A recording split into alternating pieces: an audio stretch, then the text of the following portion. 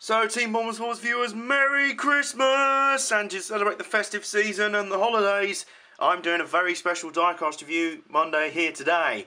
Number one, these are cars I all paid for myself. I weren't supplied with them because I wanted to treat myself over Christmas because, you know, it is supposed to be about buying gifts for other humans, but I don't like other humans, so I bought some stuff for myself. And number two, I'm not just going to be reviewing one car today. I'm going to be reviewing 1, 2, 3, 4, and 5. Oh yeah, are you ready for the Christmas 5-way diecast review special? Brace yourselves, this one is going to be good. It's on box. Yeah, that's about as much as you need to know about the box. There's no dents or scratches. And this thing got smashed to pieces. Zingy, that's a good word. Oh, excuse me. It's sloppy. I've seen paper customs on YouTube done better than this. So hello ladies and gentlemen, and welcome to Diecast Review Monday in association with Race Gear UK. As I say, they did not supply me with these diecasts now. These are ones I bought for myself from somewhere else, just to treat myself for Christmas. I bought them actually from Road to Race Models, who are also friends of the channel. They have supported us in the past, and I love them very much. Between them and Race Gear UK, it means we can have a diecast scene and supply NASCAR fans with merchandise in the UK and Europe. So we love both of them very, very much. I do like to support them where I can. Race Gear are sort of my main guys, but I do like to try and support Road to Race Models where I can, because I think it's vital that there is enough people around to, you know, supply the scene over here. And as you can see, I've picked up these 5 diecasts to treat myself over Christmas. There are a few others I really want, including the Ryan Truex number 83 baller car, but they'll have to wait till after Christmas because, you know, humans around Christmas time want gifts from you, so I have to, you know, spend money on other people. Ugh, can't be doing with that. So I decided just to review them all in one go today. I miss doing kind of multiple diecast reviews. I used to back in the day. So let's get cracking, shall we? Which one shall we pick first? Eeny, meeny, miny, mo. That one. So, yeah, we're going to review this one first. This is Joey Logano's number 22 Pennzoil Platinum Penske Racing Chevy. And my God, it is awesome. Seriously. I mean, first off, this car is on the old mould, as in, I'm going to call it the 2013 mould for simplicity. It is on the old mould, so it is a good-looking car. They haven't screwed up the decals or anything. Everything is where it should be, which is a good thing because this is probably my favourite scheme of 2014. It is amazing. I'll admit I'm not a Joey Logano fan in any shape or form. I think he's a very good driver, just not a fan of his. But oh my God, this car. Seriously, this car is just stunning.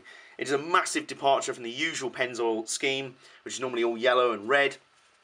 This is blue and silver, and it looks like something out of iRobot, or I don't know. I'm trying to think of all these kind of futuristic sci-fi films. It's like Minority Report. I mean, it's really futuristic and cutting edge. It's a lovely sort of complicated scheme. You can see it comes down there. There's the front end with the just light blue splitter. That's played on more in the other Pennzoil Platinum scheme he did. He ran later in the year, I think. I think he ran it in the Chase, actually, where those stupid Chase decals screwed it up. But, oh, it's the Chase. You've got to know your driver's in the Chase because you didn't already, so we're going to put yellow bits all over your car. Anyway, there's a hashtag on the back that is Motor Oil Reimagined, because we're living in an era where every bloody thing has to be reimagined as a hashtag, you know. I can't really talk, I use Twitter enough as it is. So, yes, there is the review of this car. It is such a nice, it's just one of those liveries that comes out of nowhere and kind of blows you away. You're like, wow, I would not have thought of that. And I know quite a few people who are really talented designers. In fact, Elliot Henderson Graphics, you've seen them associated with some of my stop motion before. He's a really talented designer for trying to work in the NASCAR industry itself. I tell you what, I mean, there's obviously people with him, with his sort of talent already in the industry as well, because this is just a seriously good diecast. It's a seriously good car, and it's a really good diecast. I'm really glad they kind of played it safe with this one and just used the old mould that they know works well, because I'd rather they did that than use the new mould and completely cock it up. Having said that, let's move on to our next one, shall we? This is, well, to say this is a Marmite car is to say the Titanic was quite a small boat. This has divided opinion in ways. I mean, you really do either love this car or vomit whenever it appears in front of your eyes. If you're in the latter category, I'll give you a second or two to clean the chunder off your keyboard or your monitor. But for me, I really like this car. This is Kyle Busch's number 18, Joe Gibbs Racing, in-state batteries, all battery centres, Toyota. This is his kind of yearly in-state battery scheme that he runs, the continuing sponsorship of in-state batteries on the 18 car, stretching way back to when I still remember it as Bobby Labonte's. It is still kind of run as a tribute to Bobby Labonte. They still run it on the car in that way. This is a major departure from the usual schemes on it, and I like it. I really do like it. I know a lot of people really didn't, but I really do, so shut your face. This is the side with all this the kind of stripy scheme going down the side. It makes no sense, this scheme. It's completely mental. It's like sort of mad guitar solo happening on a car. It's just like solo-y, lead bit, solo-y there, solo-y, bit of a noodly over there, bit of a slide bit over there, and just throw it all on there. A little bit. There's a few of the little M&M's logos on there, as if you couldn't remember for 5 seconds that Busch is sponsored by M&M's. And we spin it back round. As I say, I do really like this car. I know for a lot of people it's not their cup of tea at all. And crucially, as you can see, I haven't pointed out any defects on it. This is on the kind of new mould. This is kind of version 2.0 of the new mould. These are the first of the diecasts I've seen of it. I've seen reviews, notably on Race Day 2011's channel, of the newer mould cars, and that Lionel are finally starting to get their game together for this year. It's taken them long enough. But this is kind of version 2.0 of the new mould, and you can tell by the fact that the box has yet another different kind of font on the description plate on the end of the box telling you what the car is. So it's a new variation, as I say, version 2.0 if you will. If the first one was the beta, and it was a beta so buggy that it was removed from Steam in about a day and, you know, just sent straight to the recycle bin and deleted forever off all the hard drives of everyone in existence. I don't know where I'm going with that. Somehow I went down a sort of video game tangent. I blame Nerdcubed. I've been watching a lot of his videos lately. But yeah, if that was the kind of beta version, this is thankfully the finished version where they went back to the drawing board and actually, you know, came out with a half-decent diecast. What I kind of like about this livery, I guess, I've just worked it out as I'm doing it. You see on the back here, there's no Interstate batteries on the back fender here. It's just the logo on there. There's little logo splodged around, but it's quite, I wouldn't say it's clean, because the actual paint scheme is anything but. But the fact they've resisted splodging it with sponsored decals and text all over it, I think works quite well. In the same way that his 2011 September 11th tribute scheme, where it's the American flag, works really well because there's no sponsor decals on it. It's just the American flag. And incidentally, that was based on one that was run in 2001 at the time at Dover, I believe, by Ken Schrader on his 36 car. Both schemes look really awesome. You need to look both of them up. But yeah, I think this is why this one kind of works. It's such a garish scheme, and it's kind of allowed to be a garish scheme and not kind of... I think if they'd have tried to put more sponsor decals on it, it would have just been a total vomit on a car.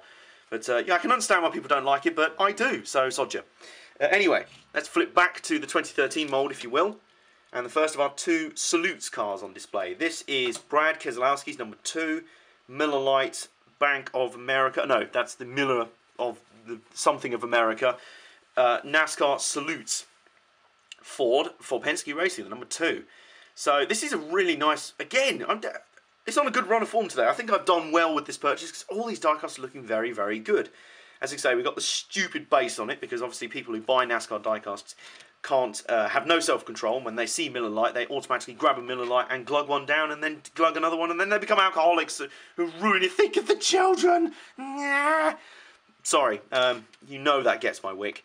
So spinning it around, but this car, I tell you what, it just looks amazing. Whoever's designing, and this must be a Penske thing because there's another infernal hashtag it's Miller time. For me, it's not yet, but in a few hours maybe. And you've also got the white wheels there as well. They work very well because I like the fact that this car is kind of a blend of his two main Miller schemes, where it's either the blue that you see on the roof and the fenders, which kind of matches with the American flag. That's where the stars are on the flag, and the white scheme that he runs for like Discount Tire and the alternative of the Miller Lite scheme. I think that this is a really nice combination of both of those schemes and the Salute scheme on it as well. And obviously being on the old mould, I call it the 2013 mould, there's probably a technical name for it. It's a really nice diecast, there's nothing wrong with it, it's absolutely spot on. But, in terms of the Salutes battle, it is trumped considerably by this one. Here it is. This is Jamie McMurray's NASCAR Salutes car from this year, the 2014 Cessna Textron Company thingy-bob, Chip Ganassi Racing number 1 Chevy. He was kind of overshadowed a bit by his teammate Carl Larson this year, but he did win the All-Star race, and he's still a very solid driver, and it's good to see him still running very well. As you can see, the first thing you notice on these cars this year is the new Chip Ganassi number 1 on the side of the car, right there. There he is, right there. And it's kind of a shift away. DEI kind of doesn't exist anymore, so the old DEI number that was still on the number 1 car, because it was owned by Teresa Earnhardt, I think, that has gone for good, and it's now Chip Ganassi numbers across the board. It looked a bit weird at first, but I think we've all kind of gotten used to it now. So let's have a look around the car. Let's spin it round. Spin it round to the front. You can see there, yeah, the front grill's a little bit low on there, but generally it's okay. I tell you, maybe it's just I've set my standards really low after the absolute chronic disasters we've had earlier in the year. There's the other side. There's the back. with no hashtags on it, luckily. And we spin it back round. As I say, I prefer this one. Of the two Salutes diecasts I've just got, I prefer this one. I think it's more imaginative use of the American flag pattern. You see they use the stripes off the front here, but they leave a sort of centre bit down here for the Cessna logo, which I think is very clean, keeps it kind of nice and clean and not kind of blobbed into one.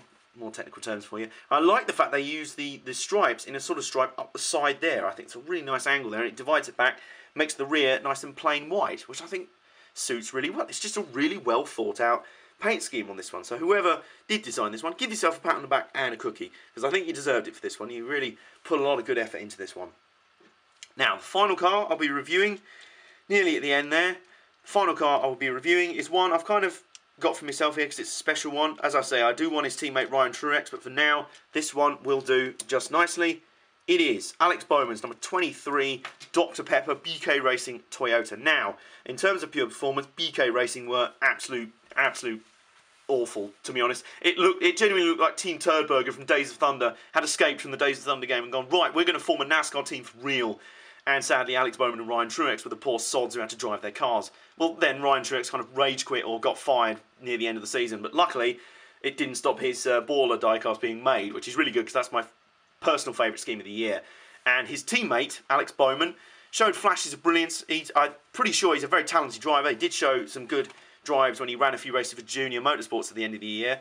And he's working on a few bits and bobs here and there. So hopefully it'll come good for him in 2015. I do believe him and Ryan Truex are talented young drivers. It's just, seriously, you could put Jimmy Johnson in a BK racing car and it would still finish 30th or blow up. One of the two. Most of the time, Ryan Truex cars have been on fire by about halfway through the race, and Alex Bowman's finished about 30th. So this is really a case of the cars are letting them down. But kind of much like Minardi in F1, they still had really good-looking race cars, even if they were pretty slow. So let's spin it round here. There's the 23 on the side. There's the Burger King sponsor on the side. Burger King were a sponsor of BK Racing. Presumably that was a kind of pun on the name. Spin it round. There's the front end. Now this is also on the 2013 mould, so the old Toyota mould. So this looks pretty good. Get used to this because it won't be there much longer. Obviously in 2015 there's the new Camry that's coming out that I actually quite like. That's again, that's divided opinion. I think most things in NASCAR these days divide opinion spectacularly, which is a good thing in a way. I quite like the fact that the NASCAR fan base is that opinionated, but sometimes it can get tiresome. And then round the back, there you can see the rookie stripe on the back. And always one of a kind, Dr. Pepper. There's no mention to what's the worst that can happen, because I guess if you put that on this car, the mocking reply from the fans would be, it could blow up again. Oh wait, it just has. But yeah, as I say, in terms of an actual scheme, it is very nice. It's very clean, actually. And that's the surprising thing. I think this, the fact, it's just the Dr. Pepper kind of colour. I don't know what you call it, kind of maroon. And with this single grey stripe up the middle, and it just works really nicely. And the Dr. Pepper logos on it are very, very good. If you think about it, the Ryan Truex number 83 car is also very similar. It's just baller exhaust on a flat black car with the exhaust pipe down the side. That's what I really like about it. It's such a simple paint scheme on it. And I think they've done a very good job with this one. As I say, this is kind of an example. It was a little bugbear of mine that a lot of the smaller teams in NASCAR, they could probably help themselves in terms of getting sponsors if they just had better paint schemes. Even if they had no sponsors. Imagine if a car came out that was unsponsored but had like flames all over it and stuff, like a hot rod scheme on it, or like a Chick Foos two-tone. I think that'd be great. But obviously, it's quite expensive to get those things designed and the cars wrapped in the vinyls and stuff. I should know, I mean, my parents run their own vinyl company, and they do cars and signs and stuff a lot of the time, so we kind of know, we get the idea of how much it will cost and how technical it is. But this is a good example of a car that looks really good, kind of on a budget, because you can't imagine that BK Racing have much of a budget, unless they spend all their money on designing the car and didn't have any money left to buy working engines, or, you know, working equipment. But maybe we've solved BK Racing's problem. Maybe next year they'll come out with like flat white cars with no sponsors on and win every race. Maybe they just got their priorities mixed up. But anyway, we like them for it anyway, because they made some very pretty cars. And also, it has to be mentioned, it's the main reason I wanted to review this one last. Kudos to Lionel to getting back to building the niche and smaller cars as diecasts. Because this is what I kind of missed from back in the day when I did my first stop motion, the Beck's World Shootout in 2009. The next year, 2010, I was going to do an epic stop motion, the Pepsi Firecracker 500, I think it was going to be called. And I was basically going to use COTs, or Gen 5s as they're now known, from all across the years, from when they come in 2007 to up to the present day. So if there were cars that were not running in NASCAR Sprint Cup anymore, from like 2007 or 2008, I'd put them in the race. They'd be there as wildcards, you know, like Kyle Petty, Boris said, stuff like that. the number 96 car that got made for like 1 or 2 years, that'd be in the race. And that was possible by the fact that back in the day, they had all these different car makers, diecast makers, making all the cars. It wasn't just the big teams that were getting their cars made, it was the smaller ones, like BK Racing. And now we've gone through the first year with the Gen 6, and we're now at the end of the second year of the Gen 6, with minimal changes to the body. That was the problem with the COT. They kept tweaking it. First it had a wing, and then it went back to a spoiler, then it had a slightly different front splitter, and then it didn't, and then there was a whatever. So the kind of setup of the car kept changing. But now, with the Gen 6 staying kind of consistent, you know, next year obviously we're having a slightly smaller spoiler, but that really won't be kind of noticeable on the cars.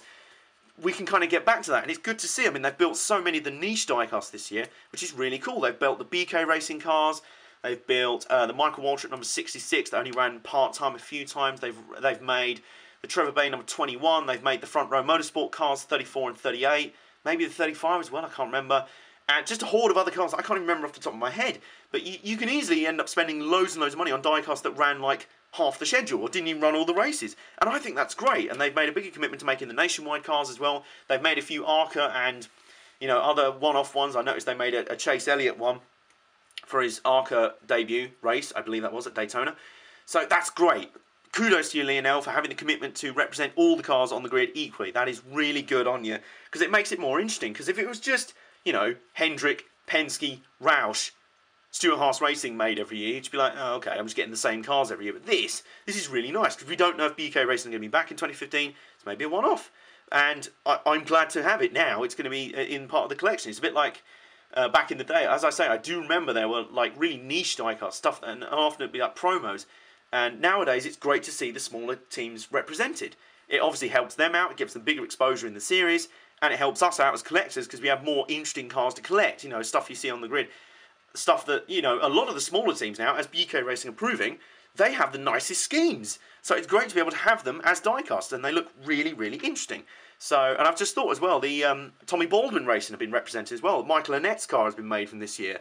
The Pilot Flying J car. But obviously, last year that was made as well. So as you can see over there, there's Dave Blaney's car from 2013. Now, on that point, that is the end of all the reviews. Those are my reviews of Alex Bowman's number 23, Brad Keselowski's number 2 NASCAR Salutes, Jamie McMurray's number 1 NASCAR Salutes, and Carl Busch's number 18, Interstate Batteries All Battery Centers, and Joey Logano's Pennzoil Platinum 5-way diecast review special. Hope you enjoyed that. There's only one more thing to do, which is to tell you of my plans for this week, hopefully. Firstly, on Boxing Day, hopefully I should have the conclusion to my Days of Thunder series. It has been dormant, but I've been saving it for a Christmas special. If Doctor Who can have a Christmas special, and Miranda can have a send-off as a Christmas special, Days of Thunder can have a Christmas special as its conclusion. Hopefully I'll have time to record that. If not, it'll be out the week after as a sort of New Year's thing. And the second thing is, the Race Gear 200 is coming up. And as you can see, on this desk are all the diecasts that have won my stop motion races.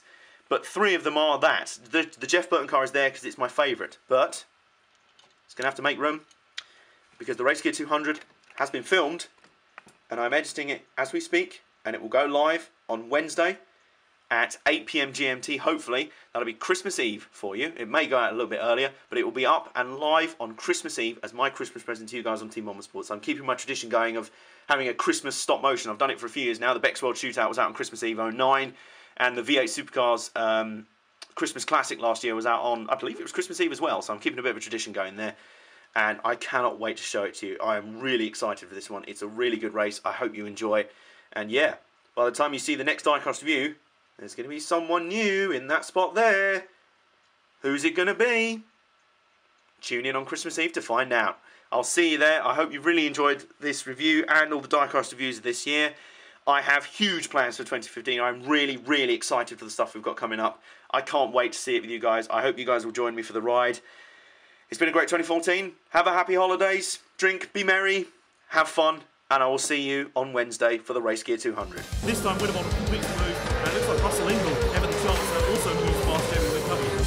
Stop it! Can I pull over a second, smack your head off the dashboard?